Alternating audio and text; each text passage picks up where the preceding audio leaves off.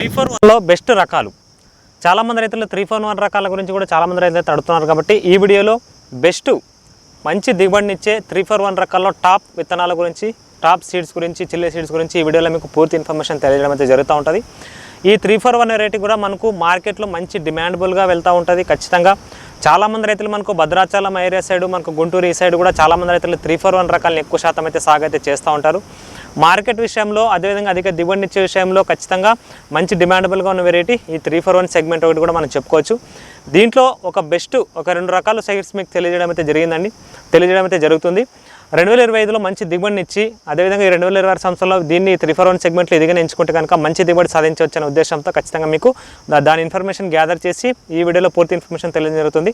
ఖచ్చితంగా ఒకటి గుర్తుపెట్టుకోండి, నేను చెప్పే ఏ సీడ్ అయినా సరే ఒకటి నేను ఫీల్డ్లో చూసిన సీడ్ అయినా ఉంటుంది ఖచ్చితంగా, లేకపోతే మన రైతులు మన ఫాలోవర్స్ సాగు చేసి మంచి దిగుబడి ఇచ్చిన సీడ్ని మాత్రమే ఎంపిక చేసి మీకు తెలియడం అయితే జరుగుతూ ఉంటుంది।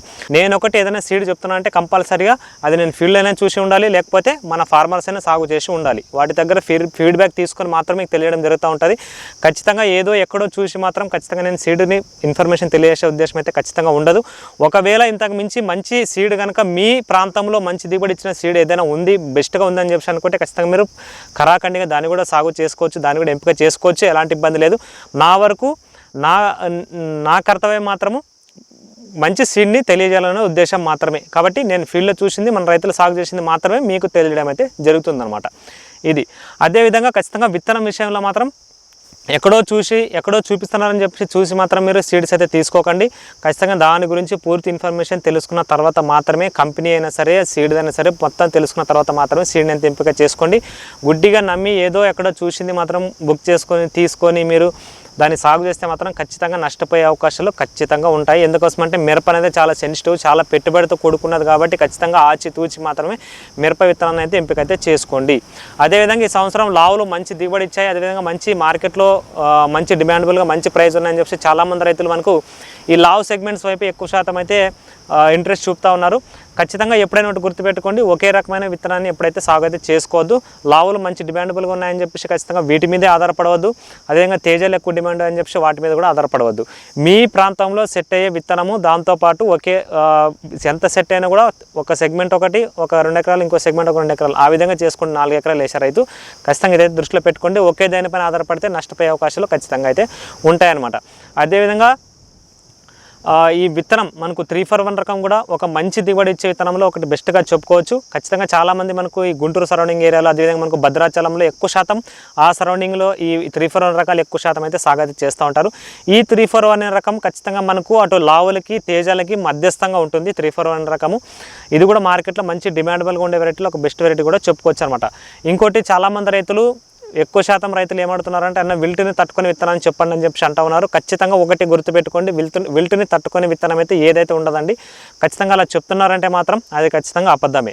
డెఫినెట్గా వైరస్ ట్రోలెల్స్ మాదిరిగా ఉంటాయి, కొద్దివరకు సెకండ్ పర్సన్ తట్టుకునే విత్తనాలు అయితే ఉంటాయి, కానీ విల్టుని తట్టుకునే విత్తనం అయితే ఖచ్చితంగా ఉండదు। ఇది దయచేసి రైతులు దృష్టిలో అయితే పెట్టుకోండి ఇదనమాట। అయితే ఇప్పుడు మనకు 341 రకాల్లో బెస్ట్ రకాలు కానీ చూసుకుంటే అందులో ఒకటి మనకు టాప్ 1గా 341 రకంలోనే టాప్ 1 రకం ఏదైనా ఉంది అని చెప్పి అనుకుంటే అది మనకు BSF వాళ్ళది 341 రకం అండి।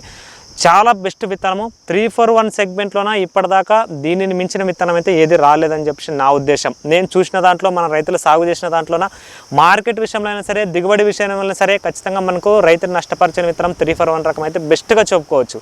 చాలా మంచి దిగుబడి అయితే ఇస్తూ ఉంటాయి। అదేవిధంగా 341 సెగ్మెంట్లో ఉండేది బెస్ట్గా ఏంటంటే ఒకటి మనకు పచ్చిమిర్చికి ఎండుమిర్చికి 2 విధాలుగా ఉపయోగపడతాయి।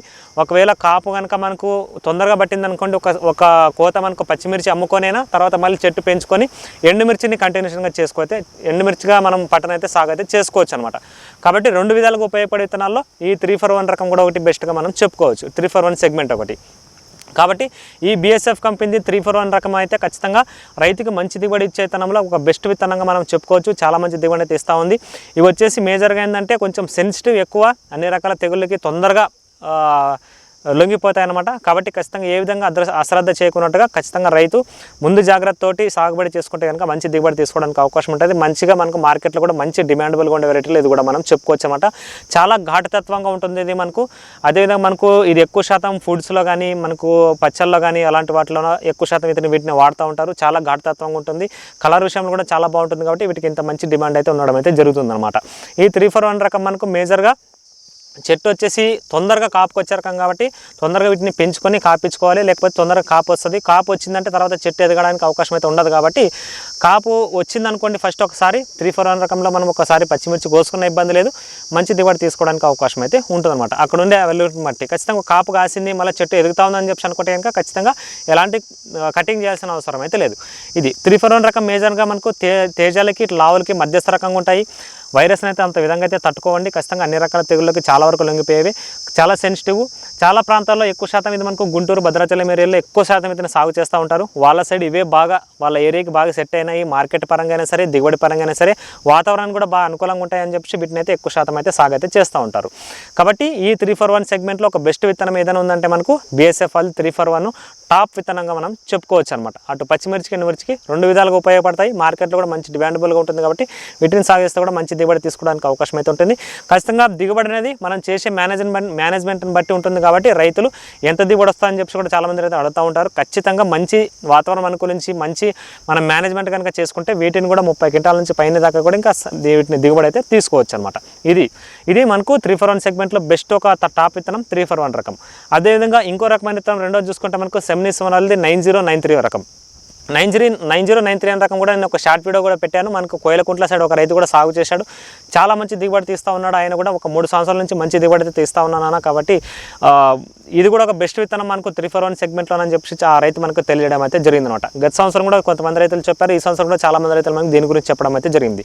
అయితే దీంట్లో మేజర్గా ఒక పాయింట్ వచ్చి గుర్తుపెట్టుకోండి, ఖచ్చితంగా తొందరగా చెట్టు మనకు కాయలనే వచ్చేస్తాయి అనమాట. తొందరగా కాపు వచ్చేస్తుంది కాబట్టి ఖచ్చితంగా అట్లీస్ట్ ఒక కోతైనా 2 కోతలైనా పచ్చిమిర్చి దీన్ని కోసుకుంటేనే తర్వాత మనం ఎండుమిర్చి మంచి దిగుబడి తీసుకోవడానికి అయితే అవకాశాలు అయితే ఉంటాయన్నమాట. కాబట్టి రైతులు ఎదుటి విషయం గుర్తుపెట్టుకొని ఖచ్చితంగా పచ్చిమిర్చి కనుక ఒక 2 కోతలు కోసుకుంటే కనుక ఇంకా మంచి దిగుబడి అయితే తీసుకోవచ్చు.